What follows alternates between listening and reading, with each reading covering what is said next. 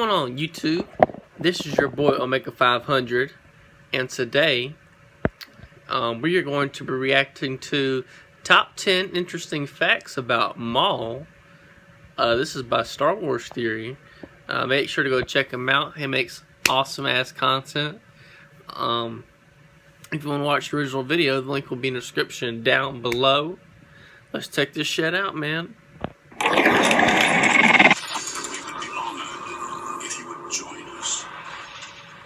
Hey guys, how are you doing today? Today we're going to go over 10 interesting facts about Darth Maul.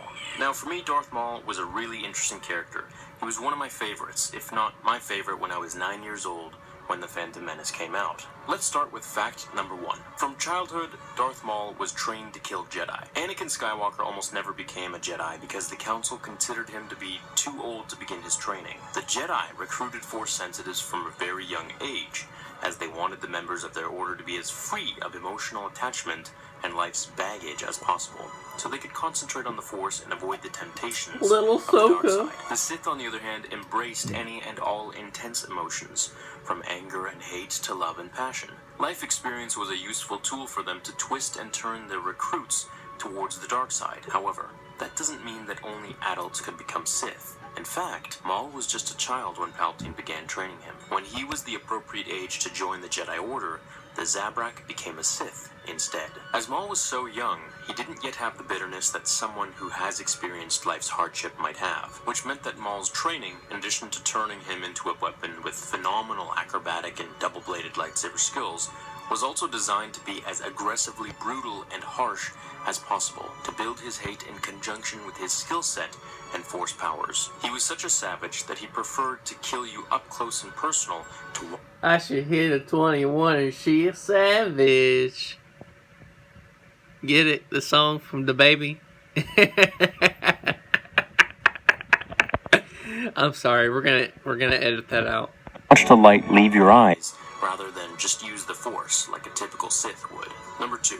He was manipulated into hating the Jedi. Darth Sidious's training, along with turning Maul into a perfect assassin, also taught the Zabrak to hate the Jedi for years and years before he actually ever met a member of their order. His hate ran deep, but was ultimately engineered, as it didn't come from an organic or traumatic event in Maul's past, until, of course, he lost Obi-Wan. This was Palpatine's doing, his hate for the Jedi. When Maul was still a young boy, the Dark Lord of the Sith brought his young apprentice to the planet Malachor to witness the relics and remains of a devastating battle that had been fought there between the Jedi and the Sith centuries earlier.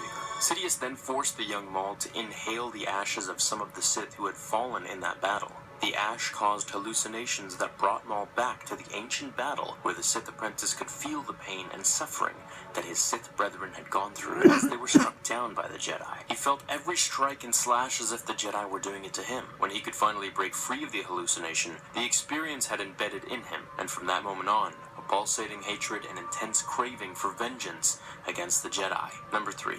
Maul's mother was Sidious's original apprentice. As a member of Darth Bane's Rule of Two, Darth Sidious knew that when the time came to pick his own apprentice, he would have to be certain to choose the right apprentice to aid him in the Sith revenge against the Jedi. So, when in his travels he came across the Night Sister, Mother Talzin, Sidious befriended the Deathly Witch and promised to take her under his tutelage. But when he sensed the strength of her son's Force connection, the Sith recognized how much potential was in Maul. So, he rejected Mother Talzin and took Maul as his apprentice instead. Number 4. The size of Maul's... I didn't know Mother Talzin was even an option. Damn. Horns grew as he aged. Aside from his iconic tattoos, perhaps the most recognizable part of Darth Maul's outward features are his horns. From pubescence to adulthood into their elder years, Zabrak's horns grew as they aged. Not all Zabraks can actually grow horns though. For those who do, even then there are differences in their growth pattern. While most have their horns grow around their entire head, some Zabrak just grow horns on their foreheads. The horns, just like their tattoos, are a symbol of honor and strength from all species. They are a cultural signifier that a Zabrak has finally become a true warrior. Now, of course, the horns, along with their cultural significance, can also be used to impale enemies with, as seen when Maul's brother, Savage Opress, was on the planet Florum, and used his horns to defeat a Jedi apprentice who was traveling with Obi-Wan Kenobi during the Clone Wars. Now, for Maul, when he briefly ruled over the Mandalorian's homeworld, his troops who understood what the horns meant for the Zabrak Sith patterned their armor in a red and black color scheme with horns protruding from their helmets, as a show of honor and respect towards their new ruler. Number 5. Maul's earring. The average fan may or may not have noticed that Darth Maul wears a small pearl-like earring on the upper part of his left ear. It's a nice little touch that adds to his warrior-like overall appearance, but the reason he wears it doesn't lie in lore, but in a little mistake on the set of The Phantom Menace. Ray Park, the actor who portrayed Darth Maul in Episode 1 and in Solo... Oh, sorry, there was something on my screen. ...put in his full costume and makeup when he realized that he had forgotten to take off his earring. But rather than having the costume department take off the earring and redo the makeup, George Lucas liked the addition, and so they decided to keep it as part of the character's look. It definitely makes Maul look a little more edgy and rebellious. Number 6. Darth Maul. Well, I didn't know Darth Maul had an earring on him to make him cool, I guess. But I never thought men with earrings were a cool thing for men to wear. I thought it was gay for some reason. Maul's tattoos are based on the muscle patterns of his face. It's just me. I don't think it looks good on a man. Maul is definitely one of the best parts of The Phantom Menace, but regardless of where you fall on that, his character's appearance definitely became an iconic part of the Star Wars lore. He has the least lines of any villain, and yet is one of the most popular. His look underwent numerous different designs during the development stages of the film. The intricate arrangements of his tattoos that Lucas people came up with weren't just random set of markings that looked menacing and cool, but they're actually based on the muscle patterns underneath his skin. This configuration of his tattoos was a clever way to make the Sith assassin look as terrifying and unsettling as possible. Because they were patterned after his muscle, if you were to tear the flesh from his face, the muscle underneath would match the look of the tattoos. Number 7. He founded a group of crime lords called the Shadow Collective. During the Clone Wars... Bruh, I knew this. It's called the Clone Wars. Come on, Star Wars theory. Darth Maul, along with his brother and apprentice Savage Opress, sought out numerous bounty hunters and crime lords, with the goal of forming a group together called the Shadow Collective. It was during this time that the Sith assassin would first come into conflict with the Mandalorians, who later he would go on to rule, thanks in part to the assistance of his Shadow Collective. The role of crime lord came easy to Maul, as his keen intelligence, ruthlessness, murderous instincts, and incredible abilities quickly made him the apex predator in a group of killers, thus the clear leader of the Shadow Collective, and eventually a rival to the Rule of Two Sith Order. Number 8.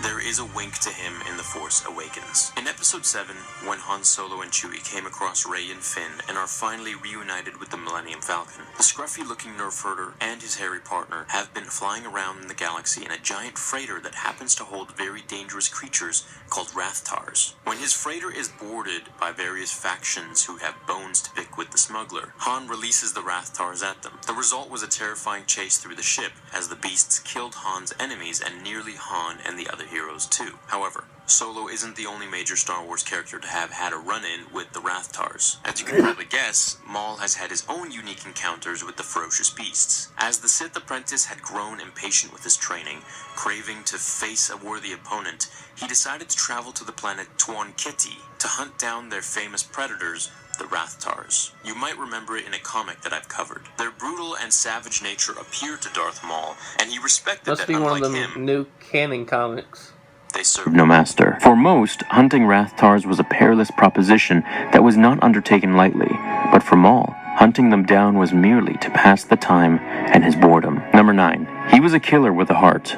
2 of them. Though the Zabrak species are very similar to humans in their appearance, they do have several key differences, the horns being the obvious ones, but internally, they were also different, in that Maul and the rest of his kind had 2 hearts beating in their bodies. Like a human heart, the Zabrak's hearts regulated their blood, but also worked as kidneys. So, if one of them stopped working, the other heart would keep pumping blood in its place. This could help give Maul and other Zabraks an advantage, almost a second chance in battle, as they kind of had an extra battery to run on. Maul's species were not the only one to have 2 hearts.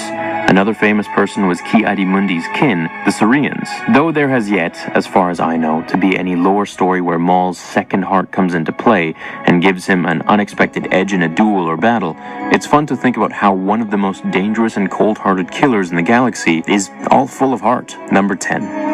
Maul and Obi-Wan had their first rematch in the Clone Wars. Maul wanted two things during the Clone Wars. One was to create his own rival power to the Jedi and the Sith. The second, which may have been of even more urgency for the Zabrak, was he wanted vengeance against Kenobi for his defeat on Naboo. His brother Savage had found Maul on a junkyard planet and took the injured Sith back with him to Dathomir, the home of Mother Talzin, who restored his sanity and repaired his legs. Once rehabbed, Maul became obsessed with finding Obi-Wan and enacting his revenge on the Jedi Master. So soon after he managed to hunt down Kenobi and a decade after their epic duel, the two warriors once again faced each other. Maul clearly had the advantage in their duel, but he was unable to get his revenge on Obi-Wan because Count Dooku's former apprentice, Asajj, interceded herself into the battle, siding with her enemy Kenobi against Maul. This wouldn't be the final confrontation between the two. Of course, there would be others through the years, even after the Clone Wars. Both opponents would cause each other a lot of heartache. Maul was literally half the man he used to be. Not gonna lie, Ventress is a bad bitch. Just putting that out. Because of Kenobi. But Ahsoka's always gonna be in my heart. And Kenobi would lose the woman he loved to Maul's blade, as well as his master. It wouldn't be until near the Battle of Yavin that the two of them would have their last duel. But Obi-Wan had just been a Padawan who got lucky on Naboo, a Jedi whose powers were still growing into the Clone Wars. But by the time of their final duel, he was a wise and powerful Jedi Master, and for the first time, the superior of the two. Obi-Wan only felt sorrow when he slayed Darth Maul, but at last, the Sith, who never had been given a choice about joining the dark side, found some peace in his death. Hope you enjoyed this video about Maul. Let me know if you want another top 10 with Maul's powers or more interesting facts about him, because there's so many. List some of your favorite facts in the comments below. Thanks for watching this video, and I'll see you in the next one. Until then, remember, the Force will be with you. Good job, Star Wars Theory. Good job, man. Proud of you, bro. You keep doing what you're doing. You know what I mean? Like, I got my other shit to do. I got filming to do. Stop motion. Hold on a second. Let me fix my carrot shit. Ahsoka fell on the floor. I'll get her up later. Y'all, thank y'all for tuning into the video. If you like this video, be sure to subscribe. Hit that notification bell out that bitch too. And I'll see y'all next time. Peace.